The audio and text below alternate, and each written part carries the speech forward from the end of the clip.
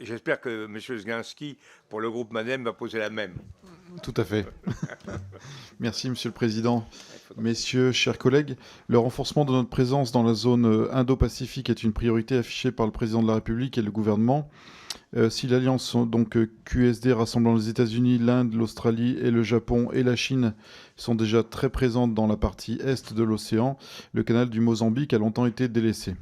C'est pourtant une zone d'importance pour la France. Autour de Mayotte et des îles Éparses, la moitié des espaces maritimes du canal appartiennent à la ZEE française. Cette zone est riche en ressources halieutiques, pétrolières et gazières, vous l'avez rappelé, Monsieur le Président. Elle est également en proie, comme vous l'avez rappelé, à la menace terroriste djihadiste, à la piraterie, à l'immigration et à la pêche illégale. Il en va donc de la protection des intérêts français d'assurer la sécurité de ce canal. La France dispose d'une force dans la zone sud de l'océan Indien, les forces armées dans la zone sud de l'océan Indien, d'ailleurs c'est leur nom, qui en plus d'assurer la sécurité maritime de cette zone, coopèrent avec les forces armées du Mozambique pour lutter contre le terrorisme dans le nord-est du Mozambique.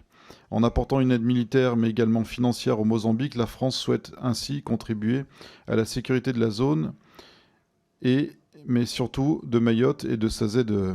Pensez-vous que le renforcement de la présence française dans l'Indo-Pacifique, et plus spécifiquement dans cette zone, est à même d'apporter plus de stabilité au canal du Mozambique? De quelle manière faudrait-il renforcer cette présence pour qu'elle ait un effet sur la situation sécuritaire du canal? De plus, nous avons récemment ratifié 2 accords permettant de renforcer la sûreté et la sécurité maritime dans l'océan Indien occidental. Ceux-ci doivent assurer un meilleur échange et partage de l'information maritime, ainsi qu'une meilleure coordination des opérations en mer. Pensez-vous que ces accords puissent améliorer la situation sécuritaire de la zone, alors que le Mozambique ne fait pas partie du programme Maritime Security dans lequel ils s'inscrivent? Je vous remercie.